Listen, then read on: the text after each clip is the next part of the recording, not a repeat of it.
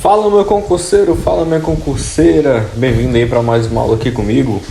Hoje Direito Penal para a Polícia Militar do Distrito Federal. Aula voltada aí para você que vai fazer o concurso aí de soldado para a Polícia Militar do DF, né? Você tá no canto certo aí. Hoje você vai ver aqui comigo, como tá aqui na tela, deixa eu voltar aqui para você. Hoje a gente vai ver direito penal, a aplicação da lei penal e o título do crime. Show? A gente vai ver esses dois assuntos aí. Lembrando, a gente não vai ver todos os artigos desses assuntos, a gente vai ver os principais pontos, tá? Os principais pontos entre esses assuntos, beleza? Antes de mais nada, eu queria pedir para você aqui seguir a gente no nosso Instagram, beleza? Pedir para seguir a gente aqui no nosso Instagram. Se inscrever aqui no canal, caso você ainda não seja inscrito. A gente vai ter muitas outras aulas aí, inclusive já tem aula de direito penal para você, tá? E vamos junto aí buscar essa aprovação. Aqui você tem nosso Instagram e aqui nosso canal, esse que você tá aqui assistindo essa aula. Show? Pega teu café, pega tua água e vamos comigo desbravar. Vamos lá, meu aluno. Começar aqui pelo artigo 1º. Deixa eu puxar aqui a canetinha aqui, o marca-texto. Artigo 1º. Não há crime sem lei anterior que o defina. Sem lei anterior que o defina. Não há pena sem prévia combinação legal. Meu aluno, para você que já estuda aí há bastante tempo, você já deve estar careca de saber o que é isso aqui. Aqui, meu aluno, a gente está se referindo ao princípio da legalidade. Princípio da legalidade. Princípio da legalidade. Professor, para que serve esse princípio? Meu aluno, ele é basicamente para te dizer que você só será punido por uma conduta que esteja prevista em lei, onde essa lei diga que tal conduta é crime. Por quê? Se não houver esse princípio aqui, se não houver esse artigo, qualquer coisa que você fizer vai ser um crime, né? Quando na verdade não. Você só vai ser penalizado por aquilo que está escrito em uma lei, por aquilo que está formalmente designado em uma lei, dizendo o quê? Que é, como as maneiras que podem ser consideradas crime, enfim. Você precisa saber que isso aqui é o princípio da legalidade. Show? Vamos para o artigo 2º. Artigo 2º. Ninguém pode ser punido. Deixa eu voltar aqui e pegar nosso marca-texto. Ninguém pode ser punido por fato que lei posterior deixa de considerar crime, cessando em virtude dela, a execução e os efeitos penais da sentença condenatória. Meu aluno, aqui a gente está diante de um negócio chamado abolício crimes. Aqui a gente está diante disso aqui, abolício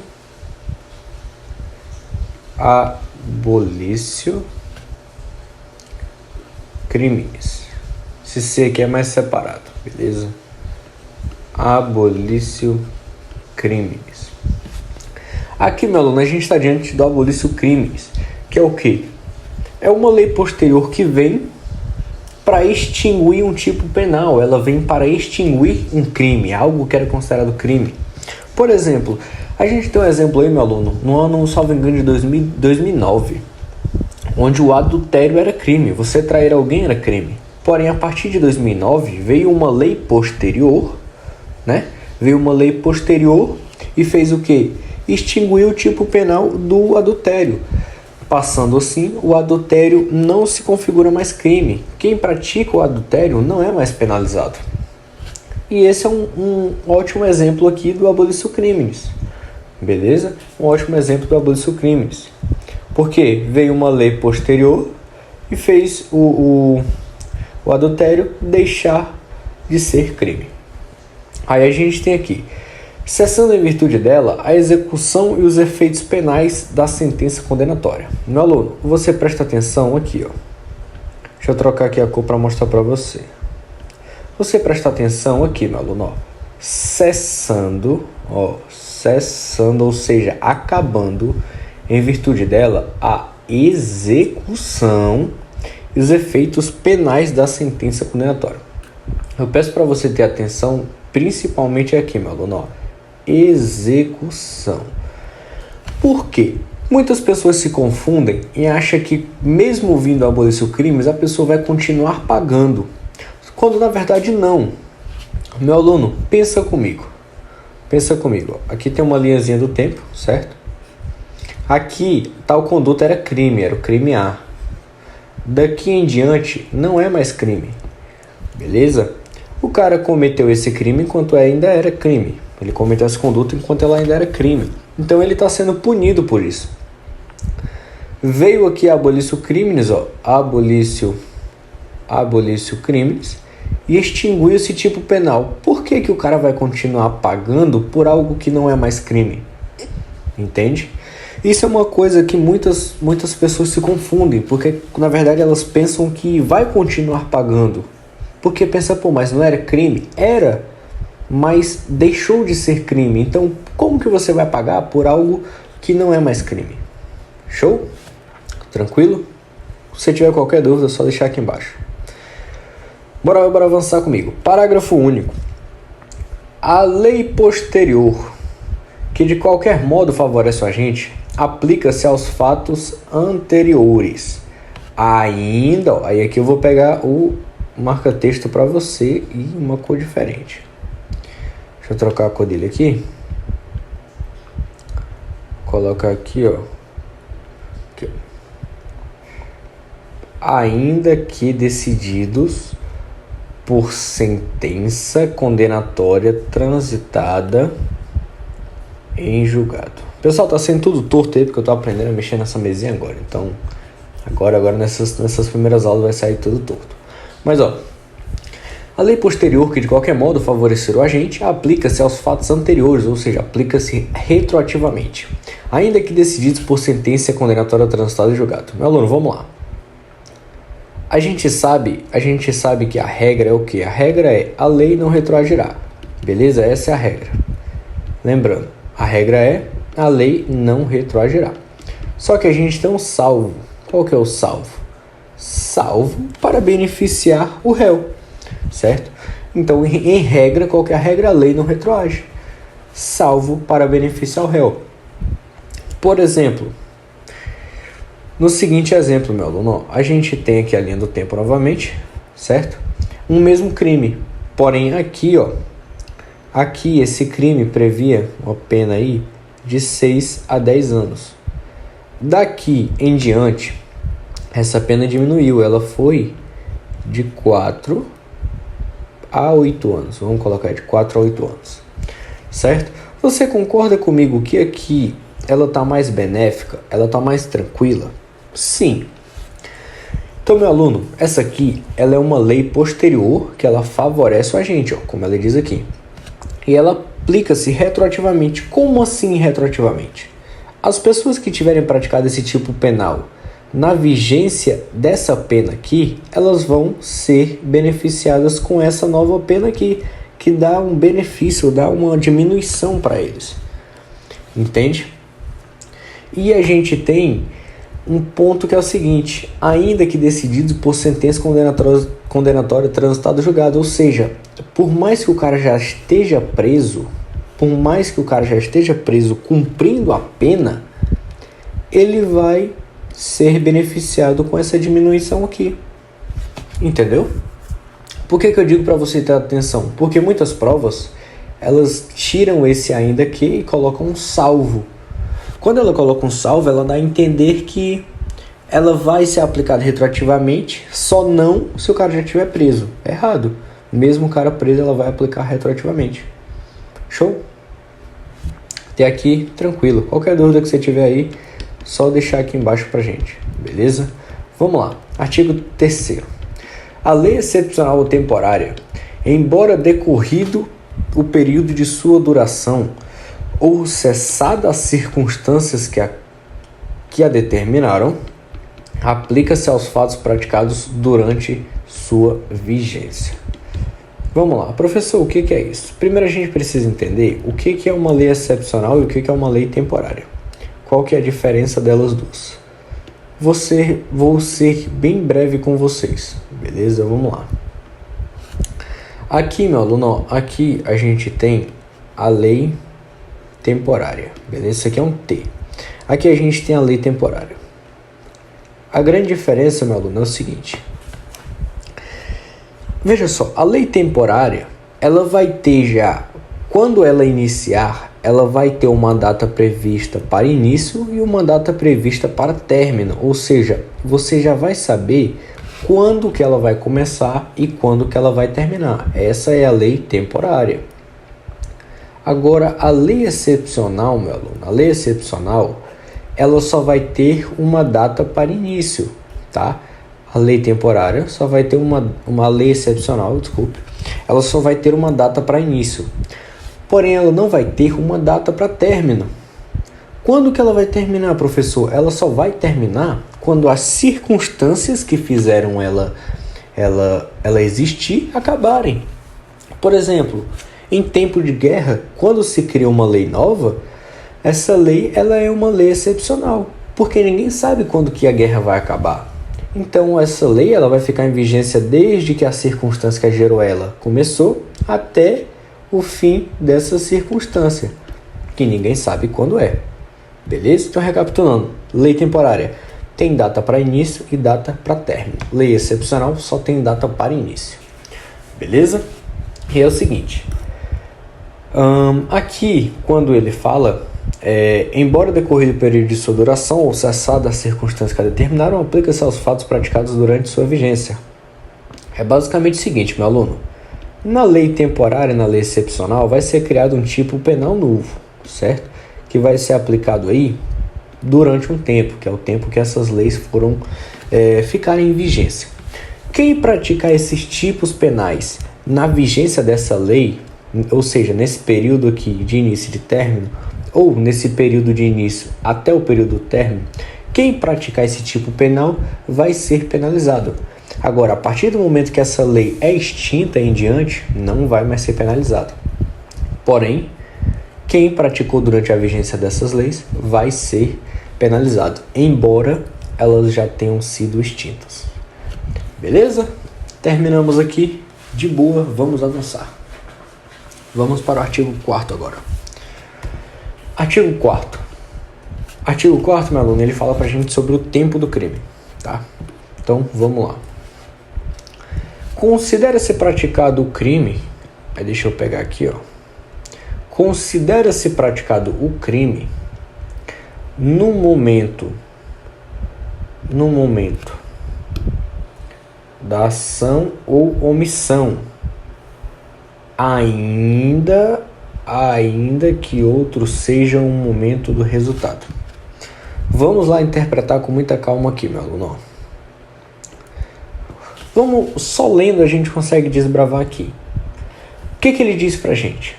Que quando se fala de tempo do crime, a gente só tem que levar em conta uma coisa, que é o quê? O momento da ação ou omissão. Pronto. Tá? Ah, mas e o local onde se produz o resultado? O que ele diz aqui? Ainda que outro seja do resultado. Ou seja, para mim, não importa o momento do resultado. Não importa quando que o resultado se consumou. Não importa quando que o crime se consumou. Para mim, só vai importar o quê? O momento da ação ou omissão. Ou seja, o momento da conduta. O momento da conduta. Beleza? E para isso aqui, meu aluno, ó, esse artigo 4º aqui, ele está baseado na teoria da atividade. Teoria da atividade. E professor, o que diz essa teoria da atividade? Ela diz isso aqui, que considera-se praticado crime no momento da ação ou da omissão, ainda que outro seja do resultado. Então, meu aluno, quando a gente fala sobre teoria da atividade, você só lembra do momento da conduta. você esquece o momento do resultado. Show? Tranquilo? Então, toda vez que se falar sobre tempo do crime, teoria da atividade. Vamos aqui, ó. Artigo 6º. Considera-se praticado crime no lugar. Então aqui, ó, já fala sobre o lugar do crime. No lugar em que ocorreu a ação ou omissão, no todo ou em parte, bem como onde se produziu ou deveria produzir-se o resultado. Então aqui, meu aluno, ó, quando se trata de lugar do crime, você está vendo que o lugar do crime ele já quer saber tanto do resultado como da conduta, certo? Então, o lugar do crime ele já quer saber da ação ou da omissão, ou seja, da conduta, e quer saber onde produz o resultado. Para isso aqui, meu aluno, ó, a gente tem a teoria da ubiquidade. Teoria da ubiquidade. Teoria da ubiquidade, meu aluno, é isso. Ela se importa tanto do lugar da conduta como no lugar do resultado. Show? Tranquilo? Novamente, lugar do crime rege-se pela teoria da ubiquidade. A ubiquidade ela quer saber, ela se importa tanto no local da conduta como no local do resultado. Diferentemente do lugar do crime, no tempo do crime é a teoria da atividade, onde apenas importa o momento da conduta. Show? Então aqui a parte da aplicação da lei penal a gente fechou. Agora vamos aqui, meu aluno, para a parte do crime, do título do crime, beleza? A gente vai pular alguns artigos de início e vamos aí para os pontos mais importantes, beleza? Os pontos que geralmente têm mais recorrência em prova. Show? Vamos lá. Aqui vem, diz-se o crime consumado quando nele se reúnem todos os elementos de sua definição legal. Então o que é o crime consumado? É o crime que se reúne todos os elementos de sua definição legal. Professor, o que é esses elementos de definição legal? Não estou entendendo nada, estou voando. Calma, meu amigo, calma, você vai entender agora. Esses elementos de sua definição legal é o seguinte, meu aluno, ó. Ele é dividido aqui em 4 coisas, beleza? Em 4 coisas. É dividido na cogitação,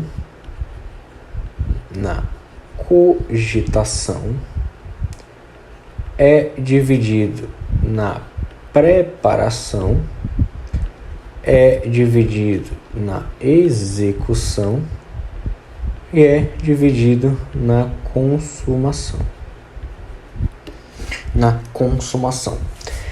Esse aqui, meu aluno, ó, isso aqui, essas 4 coisas que eu falei para você é o que? Os elementos da definição legal do crime. Pronto.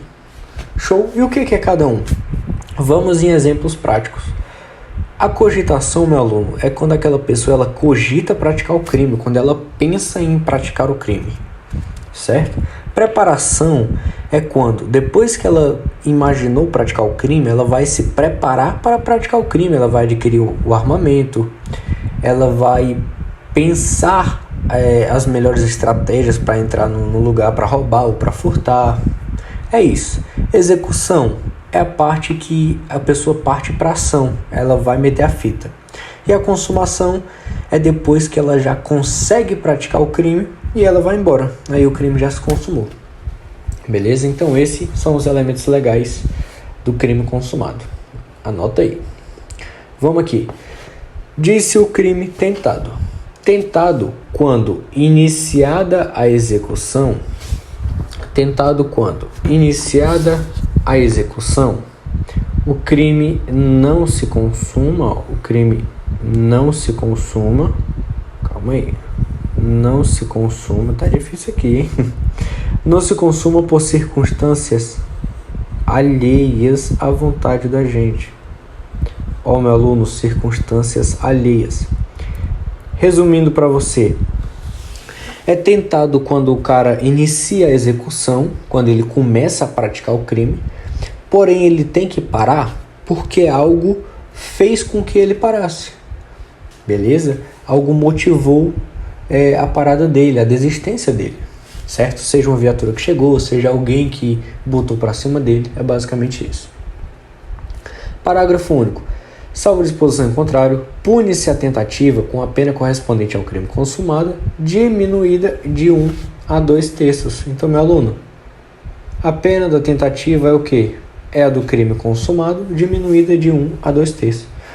Beleza? Então, se você tem um crime aí que prevê pena de 6 a 12 anos, é essa pena diminuída de 1 a 2/3. Show? Vamos pro próximo aqui, pra gente já fechar. Aqui a gente vai falar a respeito da desistência voluntária e do arrependimento eficaz, certo? Então, vamos lá. Desistência voluntária e arrependimento eficaz. Artigo 15º. O agente que voluntariamente desiste de prosseguir na execução ou impede que o resultado se produza só responde pelos atos já praticados. Então, vamos lá, meu aluno. Seguinte. O que é a desistência voluntária ou arrependimento eficaz? É quando o cara começa a praticar o crime com o dolo, certo? O cara começa ali a praticar o tipo penal e de uma hora para outra ele simplesmente decide ou ele decide desistir de praticar o crime e vai embora, tá? Ele decide parar de praticar o crime e ir embora, isso aí é a desistência voluntária. Ou, no meio da prática do crime, ele desiste de continuar a prática e começa a desfazer a merda que ele fez. Esse é o arrependimento eficaz. Vamos usar exemplos práticos. Um crime de homicídio. Desistência voluntária, por exemplo. O cara vai lá, o cara tem 5 tiros para dar na pessoa que ele quer. Ele vai dar 2 tiros, quando ele vai dar o terceiro, ele desiste e vai-se embora. Isso aí é a desistência voluntária. Ele voluntariamente, ou seja, por vontade própria, ele parou de atirar e foi embora. O arrependimento eficaz. Ele foi lá, ele praticou o crime, ele deu os 5 tiros que ele queria. Porém, quando acabou a munição, ele se arrependeu, colocou a vítima dentro do carro e levou ela para o hospital. Isso aí é o arrependimento eficaz, certo? Vamos para um detalhe aqui, ó. Aqui ele diz voluntariamente, certo? Então, meu aluno, leva isso aqui para sua prova. A desistência voluntária ou arrependimento eficaz tem que ser por vontade do agente. Não é alguém que tem que induzir ele, é ele que tem que parar e pensar, meu amigo, tô fazendo merda, eu vou parar com isso aqui. Aí cabe ele ou parar e ir-se embora, desistência voluntária, ou parar e tentar desfazer a merda, arrependimento eficaz. Show? Aí aqui, só responde pelos atos já praticados. Nesse exemplo que eu dei para você do homicídio, do cara que levou o outro pro hospital, se a vítima sobreviver, o cara só vai responder pelo que ele praticou, ou seja, por lesão corporal, certo? Agora, se o cara morrer, ele vai responder por homicídio doloso. Beleza? Tranquilo? Temos aqui também o arrependimento posterior. Artigo 16º. Nos crimes cometidos sem violência, ou grave ameaça à pessoa, reparado o dano ou restituída a coisa até o recebimento da denúncia ou da queixa, por ato voluntário do agente, a pena será reduzida de 1 a 2/3. Então aqui, meu aluno, o arrependimento posterior não tem mistério. Bem simples. O cara praticou o crime, esse crime tem que ser um crime sem violência ou grave ameaça, então vamos dar um exemplo aqui de furto, certo? O cara foi lá, praticou o crime de furto, que é um crime sem violência ou grave ameaça, já cumpriu o primeiro requisito. O cara vai ter que restituir a coisa ou reparar o dano, ou seja, se o cara arrombou uma porta para entrar na casa, o cara vai ter que ou reparar a porta, ou se não puder reparar a porta, comprar uma porta nova. E além disso, ele vai ter que restituir, ou seja, ele vai ter que devolver o que ele furtou, certo? Aqui, ó, mais um requisito, que é o que, ó? Reparar o dano ou restituir a coisa, certo? Isso até o recebimento da denúncia. Ou seja, antes da denúncia chegar às autoridades lá. Beleza? Na verdade, até o MP, na verdade, aqui. Certo? Até o MP, até ocorrer os trâmites lá da ação penal, né, que a gente já viu aí nas aulas passadas, é um requisito também. E tem que ser ato voluntário, ele não deve ser obrigado, ele tem que querer. O cara que praticou furto, ele tem que pensar, por que eu furtei? E vai lá e devolve as coisas todas, beleza? Ele vai ter aí a pena dele atenuada, reduzida de 1 a 2/3. Crime impossível, artigo 17º. Não se pune a tentativa, não se pune a tentativa quando? Por ineficácia absoluta do meio ou absoluta impropriedade do objeto, é impossível consumar-se o crime. Meu aluno, só presta atenção numa coisa, crime impossível não se pune, tá? Leva isso para sua prova. Já vi muita gente dizendo que pune sim, que tal, mas não se pune. Por quê? Vamos lá, o que é ineficácia absoluta do meio? Meu aluno, ineficácia absoluta do meio empregado, por exemplo, você tentar matar alguém com uma arminha de água. Você consegue matar alguém com uma arma de água? Não. Ou seja, é uma ineficácia absoluta do meio. O meio que você está utilizando, o meio que você está empregando é um meio ineficaz. Nisso, você não consegue consumar o crime de homicídio com uma arminha de água. Então, por que você vai punir por isso? Entendeu? E aqui, absoluta impropriedade do objeto. Um exemplo de absoluta impropriedade do objeto. Você tentar esfaquear alguém que já está morto. Você vai conseguir consumar o homicídio em quem já está morto? Não. Então, por que você vai punir? Também não tem lógica. Então, lembra, crime impossível não se pune. Crime impossível não se pune. Show? E pra gente fechar, diz-se o crime doloso, quando a gente quis o resultado ou assumiu o risco de produzi-lo. Certo? Aqui, meu aluno, é o dolo eventual, tá? Quando ele fala que assumir o risco de produzi-lo, é o dolo eventual. Dolo eventual. E aqui, a gente tem o crime culposo. Culposo quando a gente deu causa ao resultado por imprudência, negligência ou imperícia.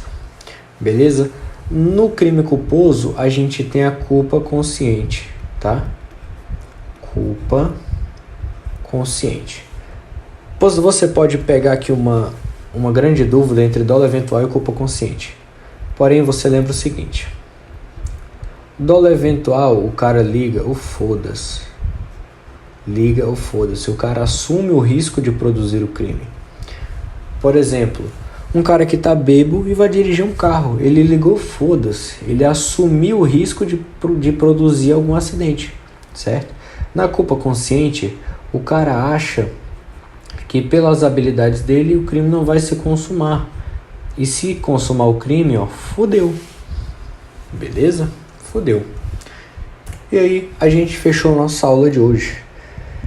Meu aluno, queria agradecer você por ter ficado comigo até agora. Hoje já foi uma aula um pouco mais extensa, né? Estamos conseguindo melhorar a qualidade. Tô aqui com a mesinha aqui também, espero que tenha melhorado a qualidade para vocês aí. Tô aprendendo a mexer ainda, mas isso vai dar certo. Antes de tudo, queria pedir para você seguir a gente lá no nosso Instagram e se inscrever aqui no canal. Deixar aí o seu joinha, certo? Deixar o seu joinha, se inscrever com a gente aí. E é isso, meu aluno.